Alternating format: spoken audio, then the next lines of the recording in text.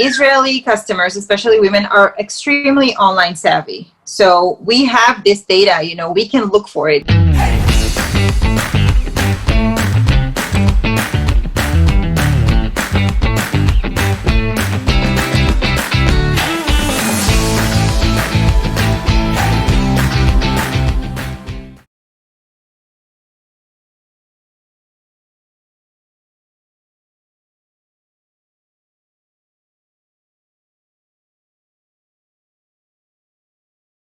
Shiran Elizur, thank you so much for being on my show. How are you? I'm well. How are you? Fantastic. Thank you so much for being so generous with your time. And I know you have your daughters at home and you're out of the office. And I truly appreciate it. I have so much to learn from you with your experience in all different companies, but most recently now in Super-Pharm, running their brand development and thinking of the next brands that the customers want, right? Right. Incredible. Okay, so you know, for those that are perhaps in California and not in Tel Aviv right now, Super-Pharm is one of Israel's largest pharmacy chain. It's like the regular CVS and Walgreens that we have here, where you go in and you have both Super-Pharm items, but you also have an abundance of other brands in the store that it's like a go-to place. So Shiran, before we dive into Super-Pharm and your work there, give me a little bit of background into who you are and sort of the journey that you've gone through to get to the role that you're at today. Mm-hmm. I actually stumbled upon it by chance. I was living in New York doing my master's at the new school, and I was looking for an internship, which internships, if it's not like Google or Microsoft, are not very big in Israel. So when I went to the Right. IDC, I was just a waitress, you know, work to make a living and to pay the rent.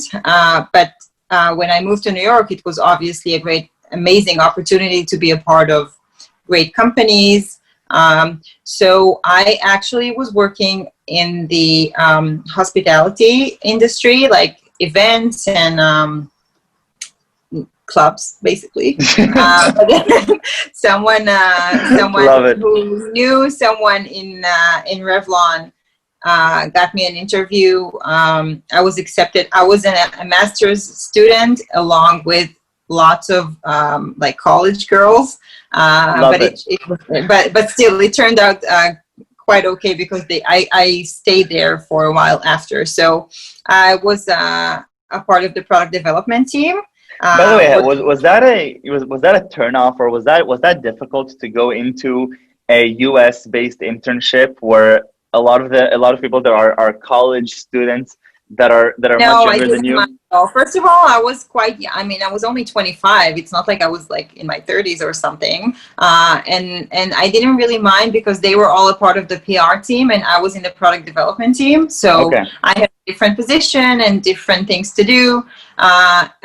Later then I actually joined this PR team as just to work there for a few months as well. And then I moved to another company. So actually, I mean, I always loved brands. Also, you know, food-wise and in general, I always found it interesting. Also, as a little girl, and I also what is a brand? Give me your insight in, like, you know, a 2-minute lecture. What constitutes a brand in the 21st century? I feel like it's mostly an emotion. Or something that makes you feel something. You know, for me, not because I work there, but Super-Pharm is like the strongest brand for me as being a woman, being in my 30s, being a mother. And it was always a feeling for me, even back when I was 16, back when I was a soldier, you know, because this retailer, this chain, this, like, their logo and everything, walks with you through your life. But I can also think of brands, you know, obviously like Glossier, that make you feel special, that make you feel that are like making you feel unique, and they have to do with how you feel about yourself, how you position yourself. So I think they are, first of all, emotions, and second, they are tools to identify and differentiate yourself in society, among other people, especially today, especially when talking to Gen Zers. It's all about how you differentiate yourself, what does using or purchasing or wearing a brand tells about you. What does it say when you post on your Instagram that you shopped something, or that you support a brand, or you dissupport it? Right, right. So for me, it's mostly about self-identification, differentiation for yourself, right, as a persona, and emotion. I love it. Okay, so let's transition now to what you're doing today. So Yeah. you've had your experience with Revlon. You've also had your experience within a packaging company, right, that distributes beauty products Right. to a lot of different. They make package development. Like, they work with everyone, with the entire L'Oreal group, with Estee Lauder group, with Chanel, now Shiseido, with everyone. And I learned a lot there. You know, working with MAC and with Bobbi Brown and with all the big names. Wow. Obviously, it was. Again, I was right after school, so I took whatever they gave me, and it started with running errands for everyone and sitting in the messenger center with everyone, and I did it with much love and dedication, and it taught me a lot. But then I decided, along with my husband, to come back here to Israel because we wanted to start a family. And in New York, obviously, it's not even relevant money-wise. So we came back here, and I worked for 4 years in April Cosmetics, which is like a specialty beauty. It's more like on the selective higher-end tier. And a bit more than 2.5 years ago, I moved to Super-Pharm, which was like a dream come true for me. Super-Pharm, for me, it's for retail. It's like, it's Google, really. Yeah, yeah. So give me, just give me the context a little bit into the Israeli ecosystem and where Super-Pharm is located within that, because I think it's important for the remainder of the conversation to understand the incredible work you're doing within Super-Pharm, to understand how big Super-Pharm is and how it integrates into the lives of every Israeli. But it's actually not just Israelis, right? It's also abroad. Right. First of all, Israel is a tiny country. It's only 9 million people, and Super-Pharm is 260 doors. So it's literally everywhere. It's a 10-minute drive from every Israeli's house, basically. Every Israeli's house. Yeah, it's in the radius of everyone's. It's in neighborhoods, in malls, it's everywhere. It's the leading and largest health and beauty retailer here in Israel.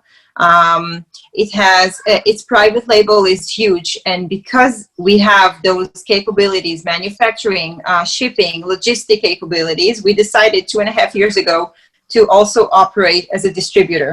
So we also work directly with brands, not manufacturers that create the live brand for us or private label, but retailer brands that we can that we negotiate with and then decide to launch them directly without a middleman, without a distributor in the middle. We operate both as a retailer and a distributor for them. And this is what we carry brands that we feel and we know that the Israeli customer is looking for. Okay, Shiran, what does the Israeli customer look for? This sounds like such a difficult question that you're sitting and you're looking at a product and you're saying, hey, can I imagine 1 million people buying this? Yes or no? It sounds so, I'm coming as an engineer from a very scientific background, and I need everything to be quantifiable in numbers, but that you can never quantify something like this, right? First of all, Israeli customers, especially women, are extremely online savvy. So we have this data, we can look for it. We know we have online competition. We see which brands they follow on Instagram. We see which brands they discuss on Facebook groups. We ask questions. We have our teams in 260 doors telling us which brands they're asking to purchase, to buy. So we have a decent clue, but on the other hand, we're also looking for newness. We're looking for innovation, which is a bit, it's a different term when we're talking about skincare or beauty, because it's quite challenging to create newness in these fields. So basically, I would not launch a brand that no one here knows, because I would not want to waste time or money on market education. I rather have brands that people already purchase online from abroad, right, or big names that everyone know. And if it's a new brand, I rather develop a brand myself. You know, if it's an unknown brand, I rather create a brand of my own, like we did already with 3 different ones. And then you educate the market, but you have a higher GP, you have the ability to control the materials, to create them from scratch. So I would say, for your question, we're looking for brands that are very Instagram oriented. Again, because Instagram is a key factor in my decision-making process. And we're looking for brands, obviously, with good quality, not necessarily expensive. Like the price here, the customers here are very price savvy. And for me, as an agenda, we only launch brands that allow us to offer the products for the same price as the country of origin. Like if I'm launching a UK brand, price would be the same if a customer would buy it when she visits London, or if it's an American brand, same thing. And you know, we always have competition. Like I buy my beauty products on ASOS, and I have a discount code. It's IL17, to every Israeli girl here knows it. So it's so we always have competition, and sometimes you can buy the products for a lower price, but still it's I feel it's decent, and we're being honest and decent when we offer the goods in a good price. So it's both pricing and portfolio choices that we need to make. So it sounds like you have an awesome playground, because you have an idea for a new brand that you want to develop. You might get an idea that from some competition, and you say, well, actually, I think I can do better. I can do it cheaper with better materials and with my own branding. And you mentioned that you've already gone through this adventure a few times and launching this brand to 260 doors. First thing, you want to create a new brand and you want to test it to the market. Shiran, what do you do? Like, walk me through this life cycle of bringing this to fruition, because it sounds like what you got to play around with sounds like successfully. It's something that a lot of people, you know, I love watching Shark Tank. It sounds like that's what every Shark Tank pitch person does, right? Thinking of a brand, and you get to, you know, think through it with the team and launch it already in 260 stores. Yeah. First of all, it's a lot of fun. You know, skincare, beauty in general. It is a playground, especially but I think you have to have a professional background. You know, my husband told me when we were, I think, 24, be a professional. Just choose. When we were deliberating, should I take this internship? He told me, if you go for it, this is your path. Like, become a professional. And since that, this is like the best tip he ever gave me. And since then, I am, you know, I read all researchers. I actually share it with people at my workplace. Like, this is my turf: beauty industry, global trends. So I think, first of all, you have to be a professional at what you do. Like, not everyone can create a beauty brand. Second thing you do, for me anyway, we're looking for the relevant trends, and we create a mood board. Like, we have our references, we see we have tons of data, obviously, in Super-Pharm. So we're looking for the brands that tell the most, the specific products that we're looking for. It's mostly like a business administration work, you know. Right. It's things you learn in school. But in general, if I'm thinking marketing wise, I'm creating a mood board. I'm talking to a designer. I choose the right assortment. You have to be very accurate. I never develop products that we already have in our portfolio.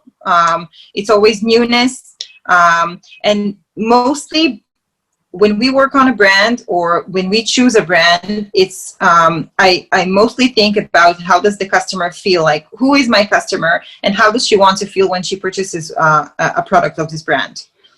How long does this process take from this idea that you have for a new cosmetic product to when I say to 260 stores?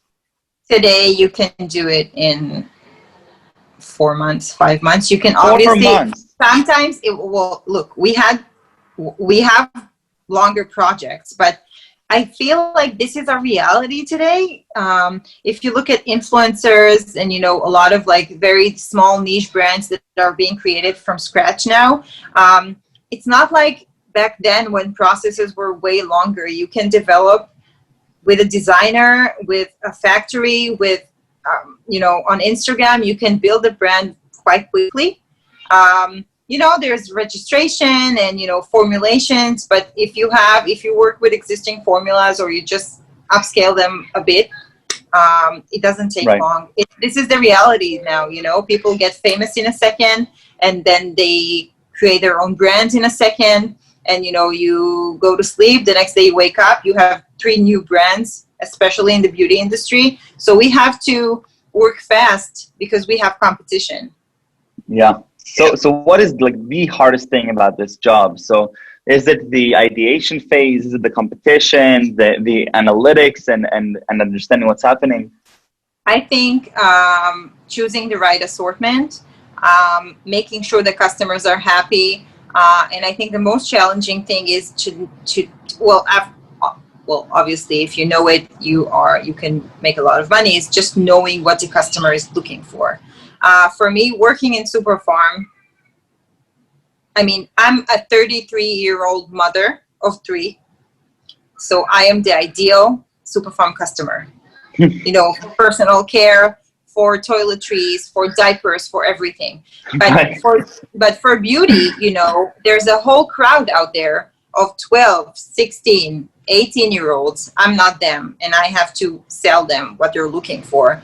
And sometimes they're half my age or less, and I need to know what they're looking for. And this is a big challenge. This is, for me, is the most challenging thing, because you don't want to be pathetic. You don't want to try and sell to young. And I'm only 33. It's not like I'm 60, right?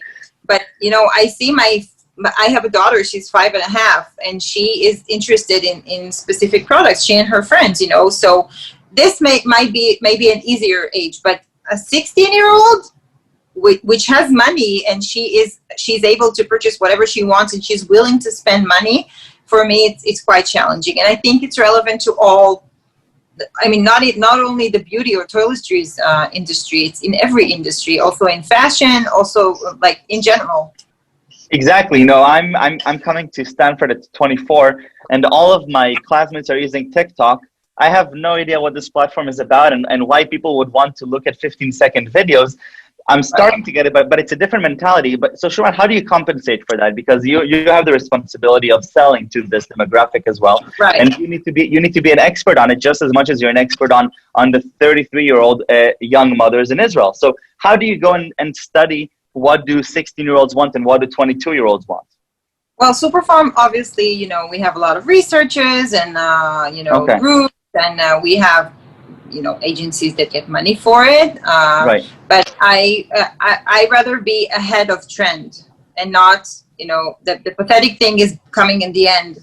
Because the Launching something research is everyone always in else. hindsight. It's not Right, necessarily right. forecasting. So Right. I'm not on TikTok, obviously, but I'm trying to identify trends through style citing and trend forecasting platforms, and through Instagram. Instagram is like it's the strongest, most important tool for me. This is the key to everything. I always think if a brand is Instagrammable. Now we also think about it in TikTok. But we're trying to find additional ways. We ask questions. We notice if it's an older crowd, we can also use Facebook groups. But for the challenging group of Gen Z, it's a problem. I'm telling you the truth. I have a brand. One of my brands has like a skincare, like a roller, a rose quartz roller, which is very big on Instagram. Well, it was for the last 2 years. I recently found out girls that are 10 and 11 are purchasing this product. They don't need it, okay? But it looks good on camera, so they buy it. Wow. That's fascinating. What is one thing that you learned about brands that you didn't know before you joined Super-Pharm? What is like one insight you've gained over the past few years that you're like, I'm starting to understand what this whole brand thing is about? That you can create emotional connection to a brand quite quickly if you're accurate, and that well, globally, business-wise, I feel like big brands that I was raised on, that all women in like globally, all the women in the world were always, we always looked at Estee Lauder, Clinique, Lancome, basically a lot of French brands. France was like the empire of beauty. Right. They got like this insulting title of legacy brands, and they are starting to look very uncool to young ladies. And I learned like that it doesn't really matter how much money you have, because the moment you might lose it anyway. So it has to do with making right choices. It doesn't, Estee Lauder, for example, 2 years ago, they started working with, or maybe 3 years ago already, they took Kendall Jenner and put her in the front in order to speak to Gen Z. It didn't really help, I feel, because they used the same products, like a serum that is nearly 500 shekels, like $100 or something, and Wow. got her to wear a red suit. Like, who wears a red suit? So it's talking to older women again, using a younger ambassador. So it doesn't really matter how much money you have. We have small niche brands that Sephora take and make them explode because they're accurate and right. Speak to the customers of tomorrow, the customers that they're looking for now. They already have the 50, 60-year-old women buy there. They don't have they don't necessarily have the 16-year-olds. Right. Shiran, this was incredibly insightful. Thank you for your time and generosity. And I know you have kids in the other room. So really, thank you for taking the time to do this. I really appreciate it. Before we leave, I need 3 words that you would use to describe yourself. I am impatient. I am. This is a hard one. This is the hardest question of all. Yeah, I don't really have patience. I think I listen. Okay. I listen and pay attention to comments from. That makes a lot of sense. Yeah, and I multitask. I'm a great believer in done is better than perfect. Since honestly, not sounding like a cliche, I read Lenin, and I took this. Well, it's not her sentence, obviously, but I took it, and this is my way of life. I rather finish most tasks in a 90% way, instead of holding back on one specific. I'm not a perfectionist, let's just say that. So I think 2 very important tips are: finish what you started, even if it's not perfect, just get it over with and move to your next task, and be a professional. I love Choose it. one thing, dive in, know what you're talking about, become an expert, and that's it. Shiran, toda rabba. Thank you very, very much. And I can't wait to share this with the world. Thank you. Bye.